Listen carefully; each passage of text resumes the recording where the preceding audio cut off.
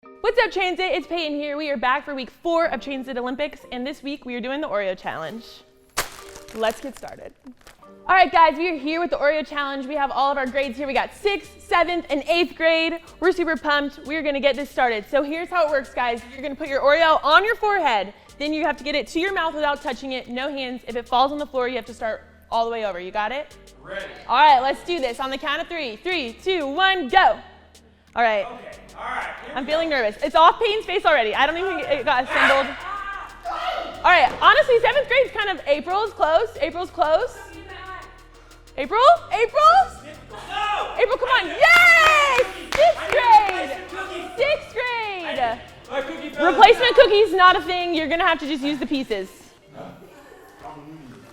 Oh, actually, I got replacement cookies. I got replacement cookies. It's a small piece. Replacement cookie. Replacement cookie. Sub. Replacement cookie. Replacement cookie. Oh my gosh. Oh my gosh. All right, so we got 1 point for 8th grade. I'm not good. Oh my eye. April, you're such a good encourager. Peyton, are you trying? Hey, I just want effort. That's all I'm asking for right now. 7th grade is kind of not doing the best. Got it. You got it. That's all. Come on now. You got it. Oh! Oh man. Oh man. This is getting. You were close. 7th grade. We're good. That away. You got 3rd place. Keep going. I don't know how many more replacement cookies we have. All right, sub in the replacement cookie. Replacement cookie. Yeah, just keep going. I'll tell you when. Replacement cookie. Sub. Okay. Yeah, think quick movements of the face. Come on now. You're doing great, Peyton. Let's go. 7th grade takes it. They have finished both cookies. That away. How do you feel? Like, do you feel like elbow. Oh! 8th grade didn't stop, and then 6th grade just gave up. 6th grade just ate the cookie. All right, that's the Oreo challenge. Way to go, 7th grade. You did it.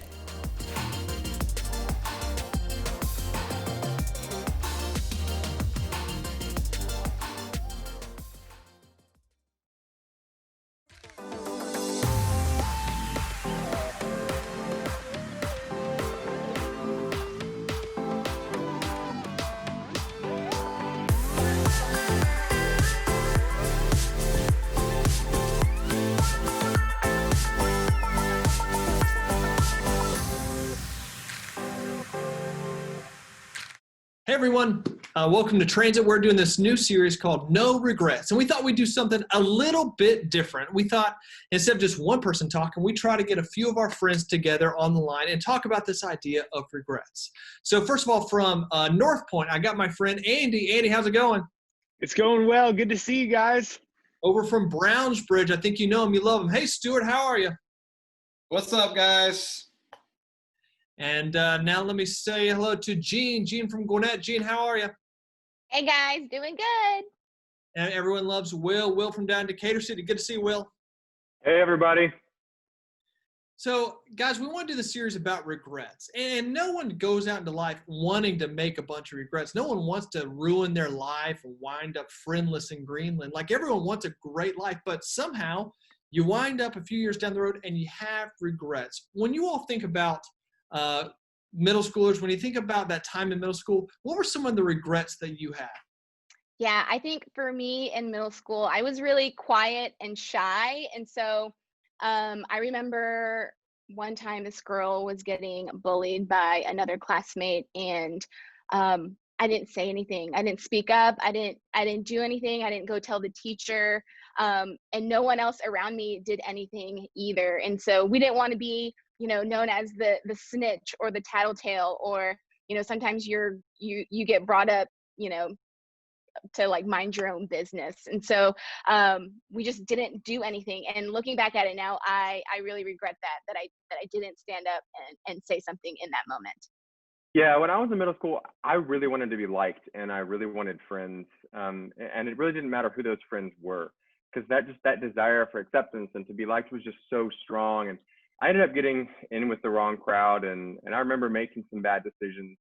They actually made a decision one time to vandalize somebody's property when I was in middle school, and I didn't do anything to stop them. And looking back, that was something that I really regret not doing. Yeah, for me, I feel like I remember so many Monday lunchtimes where we've had a weekend and I've come in and I'm sitting with my friends and we all start parent bashing together. We're just frustrated with all the limitations that we had during the weekend and the rules our parents put on us, and all the times that they told us no and how they just don't understand us. And then now it seems like each year that goes by, I understand more and more, oh, they actually weren't terrible parents, probably to any of us. They just did it because they love us. So I just regret that every morning it seemed like we were bashing people who actually loved us the most. Yeah, Britt, I was super interested in romantic relationships. And I remember this one specific relationship. I know, right? And I remember in that one relationship, literally changing the way that I looked, changing the things that I did in order to accommodate this other person. And I remember in that moment losing some friends and losing some friendships because I put that significant other ahead of them. And then obviously the relationship didn't last. And then I was left with this hole of not having any friends because I chose that person over my friends. And so I regret looking back and thinking about the times that could have happened or the memories that we could have had together if I just wouldn't have been so focused on that single individual. Well, guys, when I hear those stories, when I hear about your regrets, I can't help but notice that they often happen in group setting. What makes it so difficult to do the right thing, to avoid regrets when you're with a crowd of people and maybe they're going the wrong direction? What's unique about the group setting when it comes to regrets? Yeah, Britt, I think that's a really great question. I think it's because in middle school you feel awkward and different and you don't want to stand out and you don't want to be different compared to everybody else. You just want to blend in and you want people to like you. And so you're going to be tempted to do what everyone else is doing, even if it is sometimes the wrong thing to do. Yeah, when I think back to middle school, the thing that I think I was made fun of for more than anything else was for being different. I mean, I got called weird a lot. And I just learned personally that it was safer to just do what everyone else was doing, even if what they were doing wasn't necessarily the right thing. Well, guys, this week, in week 1 of the series No Regrets, we're really just talking about temptations. When you're tempted to do something, maybe with a group, maybe it's on your own. What do you think are some of the temptations that middle schoolers face these days? I think I think for me in middle school, and I think for a lot of people in middle school, things to lie about, you want to lie about certain things to be able to do stuff or get things. You hide stuff, or maybe even, I know for a lot of girls, it's gossiping. It's tempting to talk about other people in not so friendly ways. Yeah, I think some of the common things that middle schoolers deal with right now are, adults too. I think one of the biggest things that people struggle with is just that opportunity and that ability to put someone down in order to make ourselves feel better, to make us feel more important. That's a temptation to lower other people and to build yourself up. I think another temptation that middle schoolers face is things on the internet. It's things that they shouldn't be necessarily looking at. I mean, that is a temptation that is around every corner. And, sometimes your parents don't have guidelines, or your parents don't have rules, or you don't have these different things. But I know for a fact that there's a lot of middle school students out there who are looking at things that they probably shouldn't be looking at. Guys, as you know, as the transit team was talking this week about temptation, this one verse came up over and over again out of 1 Corinthians.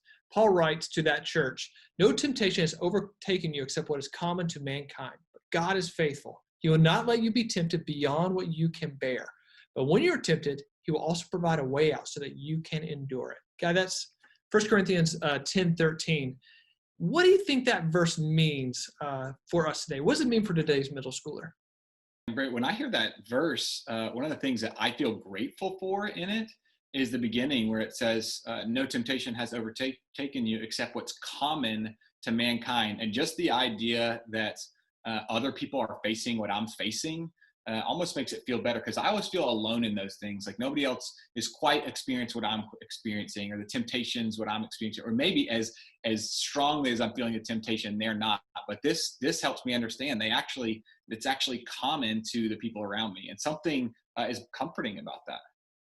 Yeah, I love that. I also love the part where it says he will provide a way out. And to me, it means that there's still hope, that no matter how deep you are in a particular temptation or how stuck you feel in a situation, that there is a way out. There's always another way. And it reminds me of Finding Dory. I don't know if you guys have watched that movie before, but Dory always finds herself stuck in like different situations. And Hank is like with her, and Hank is totally pessimistic. He's like, like you can't find anything. Like we're just stuck here. It's useless. We can't do anything. But Dory's, she's she's been taught like there's always another way out. And so I love that, and that it just reminds me like God will provide a way out, no matter what kind of situation you're in, how deep you are stuck in a temptation. That God is going to provide for you, and that there's still hope for you.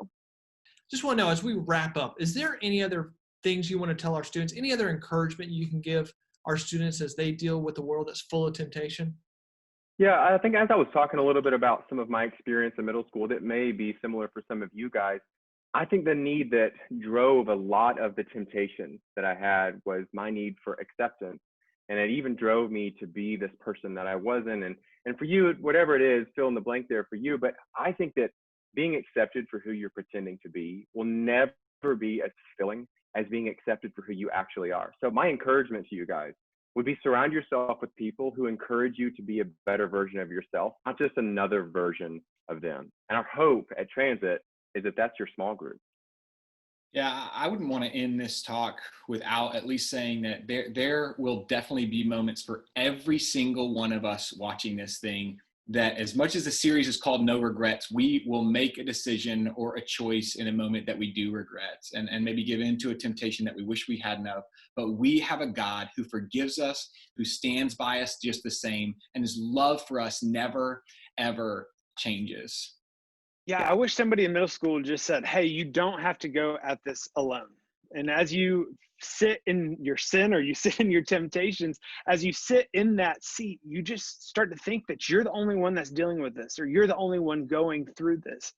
But in all actuality, there's a lot of people who are feeling the same way that you are. And so, like the others have said, I truly am so grateful that you have a place like a small group where you can open up about what's going on and the temptations that you are feeling. So you've been handed a gift that a lot of us haven't ever had before.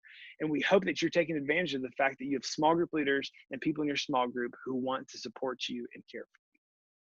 Well, everyone, thanks for joining us today as we started the series No Regrets. We talked about the idea that God always gives us a way out. As you head to group, as you head to start your discussion, I'd love for you to be thinking, what are the most common temptations that today's middle schoolers face? So be thinking, what are the most common temptations that middle schoolers face? We'll see you next week. See you guys. Bye. Bye. Thanks for joining us here this morning, Transit. We hope you guys enjoyed the message. We hope that this week you'll submit your videos, check Instagram for instructions, or ask your small group leader. We'll see you guys soon.